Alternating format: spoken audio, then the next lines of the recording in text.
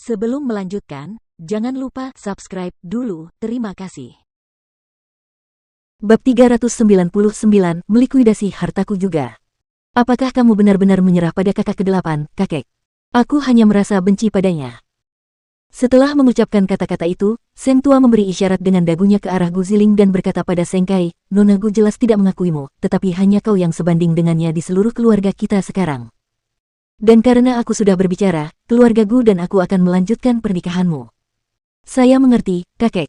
Sekarang, Seng Tua akan menyudutkan Seng Xiao sehingga dia tidak akan bisa menunjukkan wajahnya di Jianchuan. Dia tidak membutuhkan cacat seperti dia yang masih hidup di dunia ini, atau bahkan berlenggak-lenggok di hadapannya. Sementara itu, mata Seng Kai menatap Gu Ziling.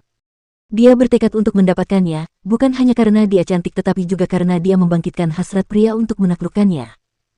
Tapi dia tidak tahu bahwa sisik di hatinya sudah condong ke arah Seng Xiao. Mungkin dia dilahirkan untuk menyukai laki-laki yang tidak memiliki kekuasaan atau kekayaan. Berita tentang Seng Xiao meninggalkan keluarga Seng meninggalkan kegemparan, seluruh kota mengetahuinya. Namun anehnya, baik Seng Xiao maupun keluarga Seng tidak mengatakan sepatah kata pun. Seng Tua tidak mengatakan sepatah kata pun tentang apakah keluarga Seng telah secara resmi menerima menantu mereka, sedangkan Seng Xiao sepertinya tidak kembali ke keluarga Seng.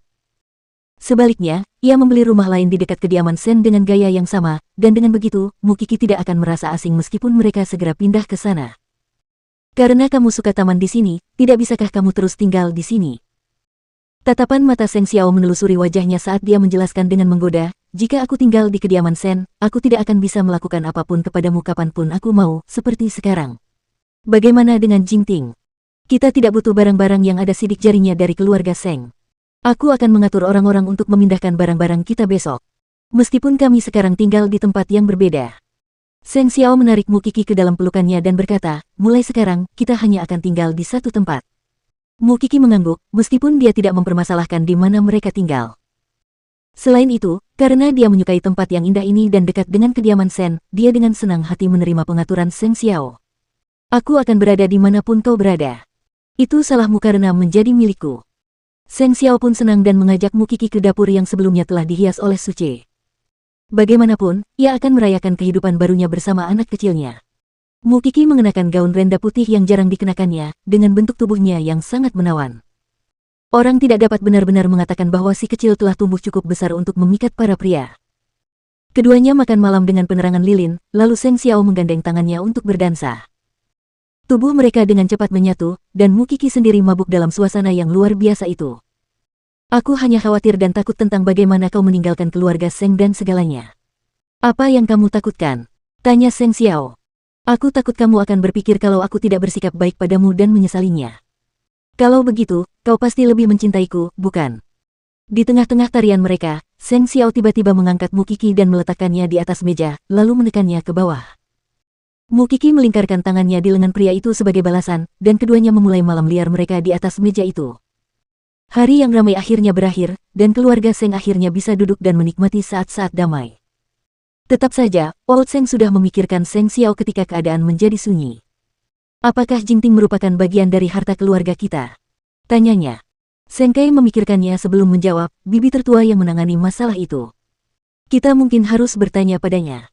Bagaimana mungkin dia bibi tertuamu melahirkan pengkhianat seperti dia? Aku akan meminta pamanmu untuk menceraikannya secepatnya. Semua orang tercengang mendengar kata-kata orang tua itu. Kakek, ini tidak ada hubungannya dengan bibi tertua, kan? Kakak ketiga tertawa dan menangis. Dia adalah ibu dari putranya. Itu salahnya karena tidak mendidiknya dengan baik. Wajar saja jika aku mengusirnya. Kakak kedua dan kakak ketiga saling berpandangan, merasakan bahwa kondisi pikiran lelaki tua itu agak radikal saat ini.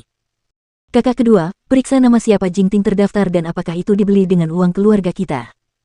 Jika ya, aku akan mengambilnya kembali secara pribadi. Apakah lelaki tua itu benar-benar mengincar tenggorokannya? Kakek, kamu bisa lihat sendiri bahwa bibi tertua telah banyak berkontribusi pada keluarga selama bertahun-tahun. Dan tidak ada hal baik yang akan terjadi jika mencoba memisahkan pasangan secara tidak masuk akal. Di keluarga ini, apa yang aku katakan berlaku. Orang tua itu sangat keras kepala. Lakukan apa yang aku perintahkan. Dan peliharalah seekor anjing di kamar Seng Xiao, jadikanlah dia ras yang paling setia. Saat ini, tak seorang pun yang akan membalas Old Seng. Dia benar-benar membenci Seng Xiao sekarang. Kemudian, Seng Kai melakukan apa yang diperintahkan dan memanggil Mama Seng yang sedang berada di luar negeri. Namun, ia tidak tahan dengan niat lelaki tua itu untuk mengusir bibi tertuanya juga, tetapi Seng Xiao telah menyebabkan kekacauan besar yang tidak dapat diselamatkan oleh siapapun saat ini. Seng Kai, ada apa? Bibi tertua, baiklah aku ingin tahu tentang Jingting, apakah itu atas namamu atau kakak ke-8? Apa? Tanya Mama Seng sinis. Apakah harta saya dilikuidasi karena anak saya meninggalkan rumah? Bibi tertua, kakek mungkin sangat terluka. Dan kapan dia tidak menyakiti kita? Setelah tertawa mengejek, Mama Seng kemudian berkata kepada kakak kedua, itu dibeli dengan uangku sendiri sebagai hadiah untuk anakku dan menantu perempuanku.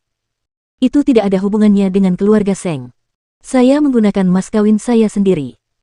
Ketika kakak kedua memberitahu Seng tua apa yang dikatakan bibi tertuanya kata demi kata, dia tetap tidak tergerak. Uangnya. Kacang yang dibawanya dari keluarganya cukup untuk membeli Jingting. Bahkan jika dia membelinya dengan uangnya sendiri, bukankah semua uangnya juga berasal dari keluarga Seng? Tak tahu malu, seperti ibu dan anak. Besok aku akan membawa beberapa orang dan mengambil kembali Jingting. Aku lebih suka memberikannya kepada pengemis daripada membiarkan para pengkhianat itu mengambil apapun dariku. Kakak kedua tidak mengatakan apapun. Mungkin ada baiknya dia membiarkan kakeknya melampiaskan kekesalannya sedikit, itulah sebabnya dia tidak berusaha membujuk lelaki tua itu sebaliknya. Meskipun demikian, meskipun lelaki tua itu tidak merebut kembali Jingting, Seng Xiao tidak akan tinggal di sana. Memutus hubungan sepenuhnya dengan keluarga Seng berarti dia tidak boleh menyimpan apapun yang berhubungan dengan keluarga Seng. Tetapi dia tidak akan membiarkan Old Seng mengambil kembali Jingting secara cuma-cuma karena itu milik ibunya. Orang tua itu menginginkannya. Dia bahkan tidak mendapat pintu. Keesokan paginya, Mama Seng menelepon Seng Xiao dan bertanya langsung kepadanya, apakah kamu menginap di Jingting? Apa itu? Kudengar lelaki tua itu akan pergi ke sana secara pribadi hari ini dan mengambilnya kembali. Aku sudah meminta pengacaraku untuk menanganinya, tetapi kau tahu itu akan terjadi. Maaf atas masalah yang ditimbulkan, Ibu. Tidak. Aku malah senang karena kamu telah melakukan apa yang kamu lakukan.